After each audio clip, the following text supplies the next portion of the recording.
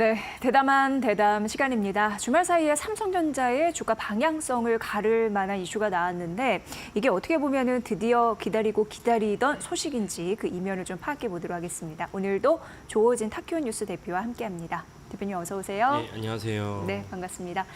삼성전자에는 긍정적인 호재가 하나 있었습니다. 젠슨 황 엔비디아 CEO가 그 박사 학위를 받으려고 홍콩 그 과기대에 갔었는데 이때 언론 인터뷰에서 삼성전자의 HBM3E 8단, 12단을 빨리 인증해서 패스트트랙 처리하겠다. 이렇게 좀 답변을 해서 오늘도 그 빨이 좀 있는 것 같습니다. 맞습니다. 그래서 그 젠슨 황 CEO가 이제 홍콩 과기대 명예 박사학위를 이제 받으러 갔었는데 홍콩 과기대는 뭐 아시아에서 이제 유명한 대학으로 이미 알려져 있죠. 거기서 이제 명예 박사학위를 받으러 갔습니다.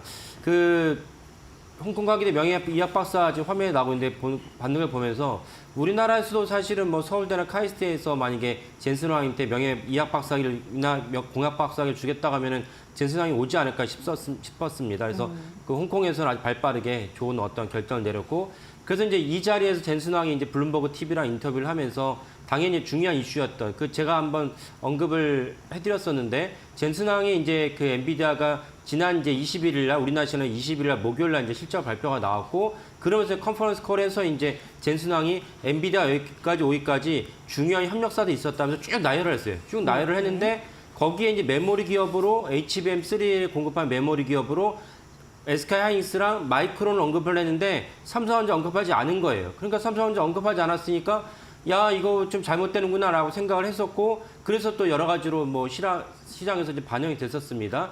그런데 젠슨 황이 이제 아까 말씀 홍콩 과기대 그 끝나면서 이제 언론 인터뷰를 하면서 그 당연히 질문이 나왔겠죠. 질문이 나왔는데 여기 젠슨 황이 이제 삼성 HBM3에 대해 3E에 대해서 8단과 12단을 갖다가 가능한 한 빨리 인증하려고 지금 준비 중이다라고 얘기를 했어요. 그러니까 패스트 트랙이라는 것보다는 정확한 워딩 가능한 빨리 이제 그 인증했으면 한다라고 얘기를 했어요. 그러니까 이제 오늘 장 시작하면서 삼성전자 주가 좀 올랐다가 그리고 다 주가 좀 내려갔습니다. 그 장 시작한 것보다 좀 내려갔는데 여기에 이제 여러 가지 이유가 있을 거라고 보는데 일단은 이제 젠슨 황이 삼성전자에서 그렇게 이제 그 코멘트를 했다는 건 이제 알려드리면 되겠습니다. 네, 홍콩 과기대에서 어쨌든 학위 그 수여식이 있었는데 가장 스포트라이트를 받은 인물이 아닐까. 마이크도 엄청 많네요. 그런 생각이 들고 일단 젠슨 황 CEO가 사실 삼성전자에는 좀 아픈 소식도 많이 전하긴 했습니다. 말씀해 주셨다시피 주요 협력사에 쏙 빼놓은 그게 이제 주주들을 실망을 시켰고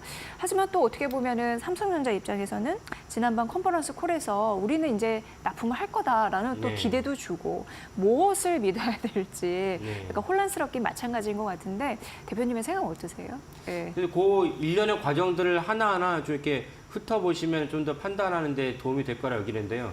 가장 가까우게는 아까 말씀하신 삼성전자가 컨퍼런스 콜에서 정확한 내역은 뭐였냐면은 UBS 이제 애널리스트가 니네 HBM 잘 되고 있어 어떻게 되고 있어? 라는 원론적인 질문을 했어요. 원론적인 질문을 했더니 당 질문을 받은 삼성전자 부사장이 거기에 대해서 원론적인 질문 더 나아가서 우리가 주요한 고객사와 퀄 테스트에 중요한 진전이 있었다라고 얘기했어요. 그러니까 그 둘 사이에서는 어느 워딩도 없어요. 어떤 워딩이 뭐냐면 엔비디아 워딩이 없어요. 엔비디아 워딩이 없지만은 굳이 뭐 사실은 뭐 잘 되고 있냐 물어봤더니 주요한 고객사하고 퀄 테스트를 진행 중이야라고 말할 만한 고객사는 사실 엔비디아밖에 없다라고 시장이 이제 해석을 했습니다. 뭐 저도 그 해석은 무리하지 않다 보는데 어쨌건 그 이후에도 별다른 진전이 없었으니까 이러면서 이제 아까 말씀드린 그저께 이제 그 젠슨 황의 그 발언이 정해졌고 그보다 더 중요한 발언은 뭐였냐면은 한 6개월 전쯤에 그러니까 삼성전자에 대해서 젠슨 황이 올해 3월입니다. 올해 3월에 이제 부스에 들러가지고 삼성전자 HBM에 대한 그 부품을 딱 들고서는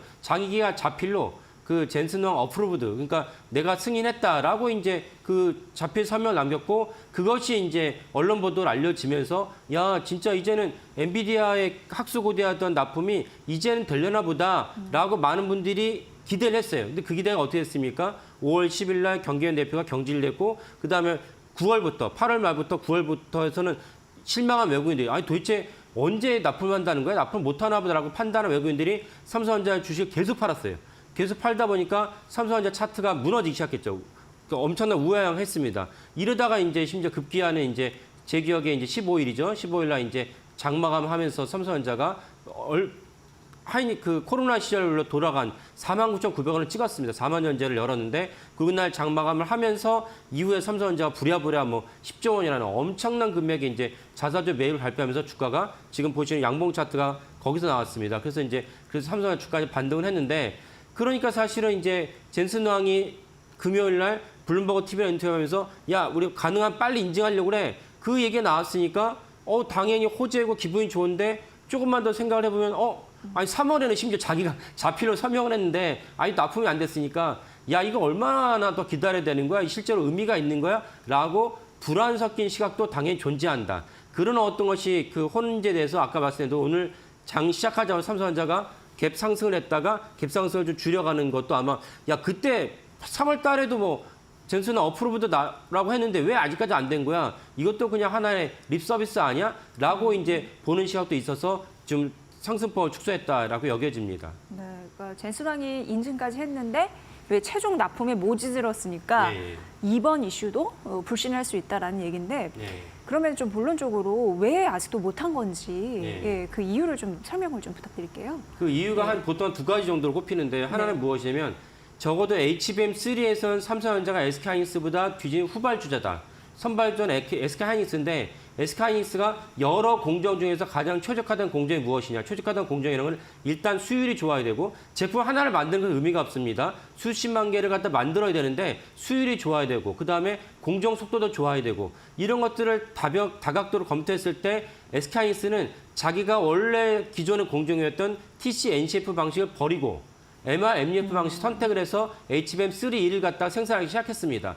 그러니까 그 말은 뭐냐면은 그것이 SK하이닉스의 입장에서는 최적화된 공정이다라고 볼 수가 있는 것이고, 근데 삼성전자는 SK하이닉스의 이제 MR, MUF 방식을 선택할 수가 없었어요. 삼성전자는 그렇게 말하지 않습니다. 삼성전자는 지금까지도 SK하이닉스 MR, MUF 방식보다는 자기들이 선택한 TC, NCF 방식이 더 우월하기 때문에 우리는 그쪽으로 갔다라고 말을 하고 있죠. 근데 아까 말씀드린 대로 그럼 SK하이닉스가 바보가 아닌 이상 1등 기업이 바보가 아닌 이상 TC, NCF 방식을 버렸다는 것은 이거는 여러 가지 면에서 문제가 있다라고 판단했다.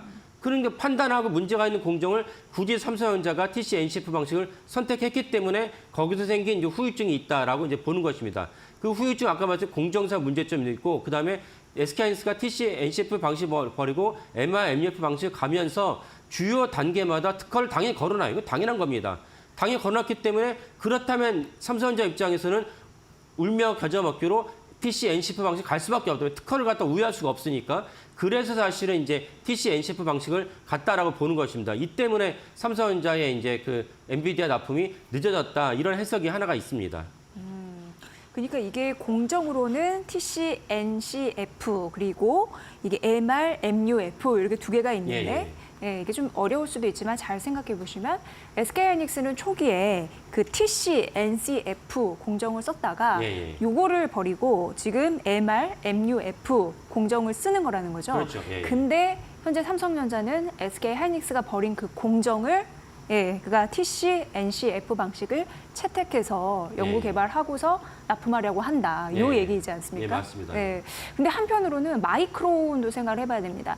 HBM의 탑3 마이크론이 들어가는데 여기도 사실 TC, NCF를 채택해서 성공했잖아요. 맞습니다. 이거는 왜 그런 건지. 그러니까 이제 아까 제가 말씀드린 그 삼성전자가 이제 SK하이닉스보다 두 가지 뒤졌던 하나가 이제 첫 번째 공정에 뒤졌고 공정에 뒤진 것이 여파로 특허 문제가 있고 특허 문제 때문에 마이크론도 역시 이제 MR, MUF 내지 TC, NCF 방식 선택했다 봅니다. 근데 성공했다는 것은 무슨 말이냐?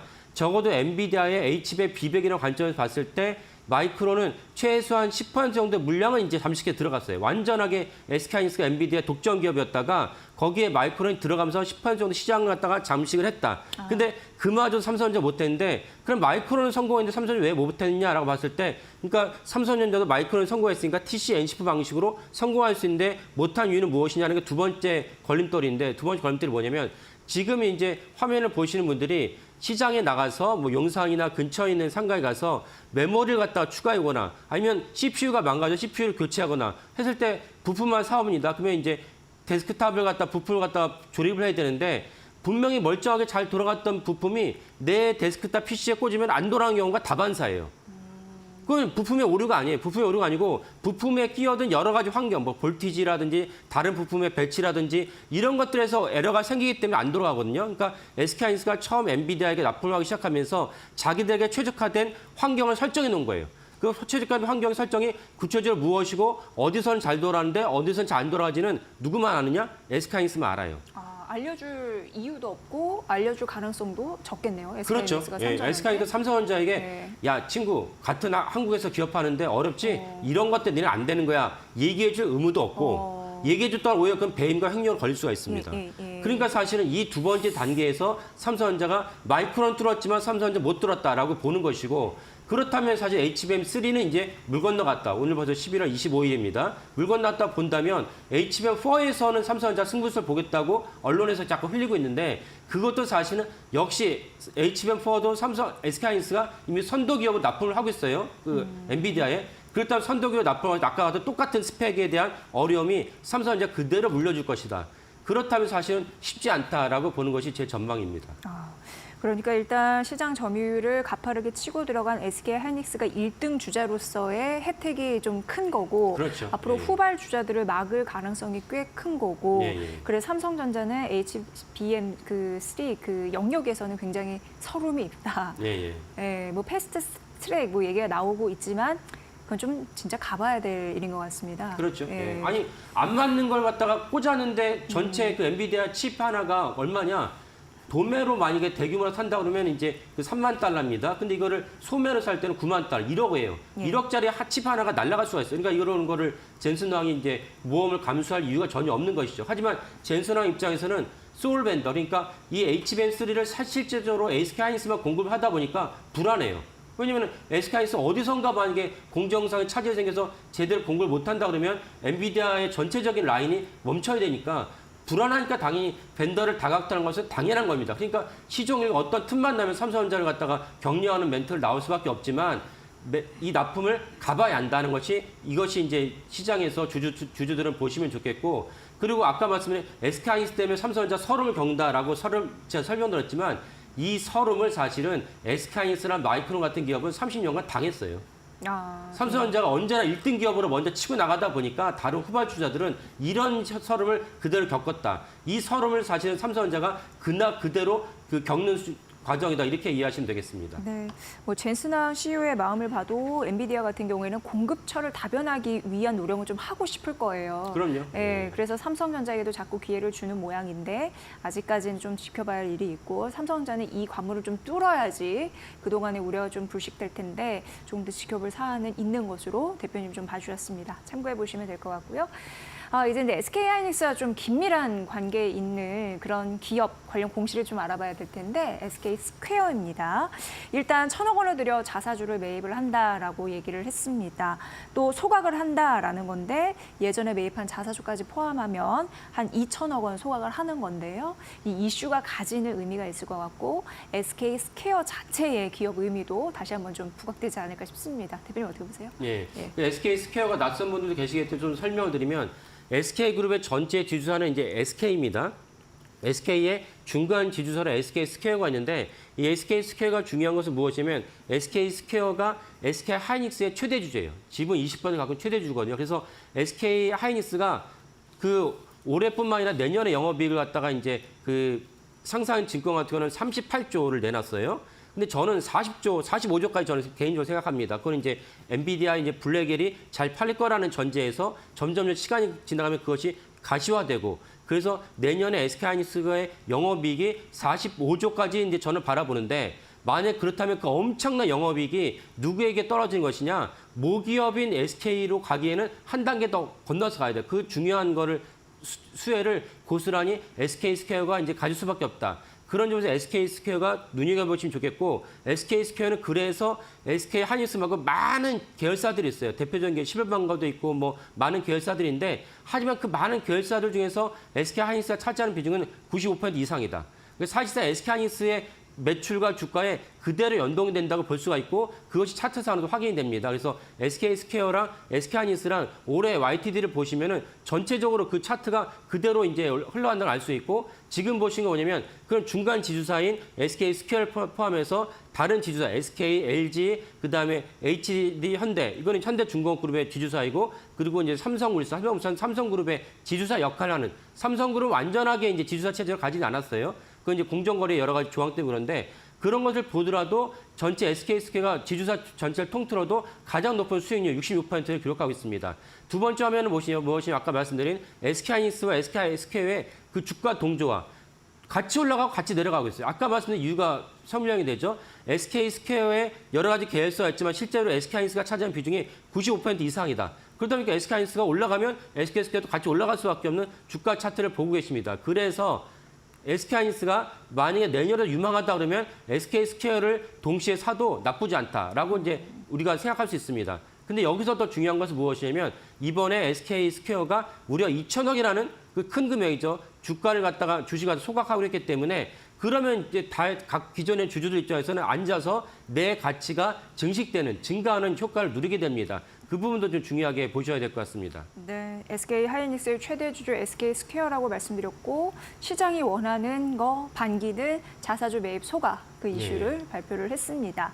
어찌됐건 SK스퀘어의 매출과 뭐 영업이익 이런 것들 예측하려면 뭐 주가도 그렇고 SK하이닉스 굉장히 긴밀하게 연결이 되어 있네요.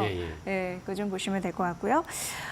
그럼 지주사 할인을 생각하면 주가는 정체다. 이런 분석에 대해서는 어떻게 생각하십니까? 예, 맞습니다. 우리나라는 지주사가 50%가 사실 대부분 할인돼요. 그러니까 무슨 실제로 지주사가 가진 계열사들의 상장사 시가총액 다 합치면 1조가 돼야 되는데 지주사의 시총 1조가 나야 되는데 1조가 안 나오고 뭐 3천억, 4천억이 허다하고 5천억만 더 엄청 잘 받았는데 이렇게 평가를 받는 것이 우리나라 지주사의 이제 시장에 대한 평가입니다. 그건 여러 가지 이유가 있습니다. 그래서 SK스퀘어가 이번에 1,000억을 갖다 소각을 하고 갖고 있던 1,000억을 추가로 소각하겠다 발표를 하면서 동시에 뭐라고 얘기했냐면 우리나라 국내 지주사들이 할인을 받는 걸 알고 있는데 이 지주사 할인을 SK스퀘어 지주사 할인을 갖다가 50% 이하로 낮추겠다.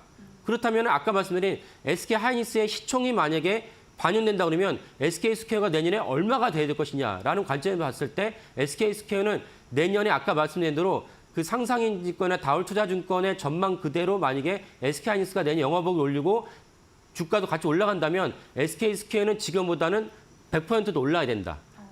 그리고 그것을 갖다 SK스퀘어가 간접적으로 이제 표명했다라고 볼 수가 있습니다. 그러니까 SK스퀘어 수익률이 좋은 이유를 오늘 좀 분석을 해주신 것 같습니다. 어쨌든 SK하이닉스와 굉장히 긴밀한 연관을 가지고 있는데 주가의 추가 상승 가능성 이쪽에서도 보시면서 함께 판단해 보시면 도움이 되실 것 같습니다. 자, 오늘 이렇게 삼성전자와 그리고 SK스퀘어 이슈까지 대담에서 들려드렸고요.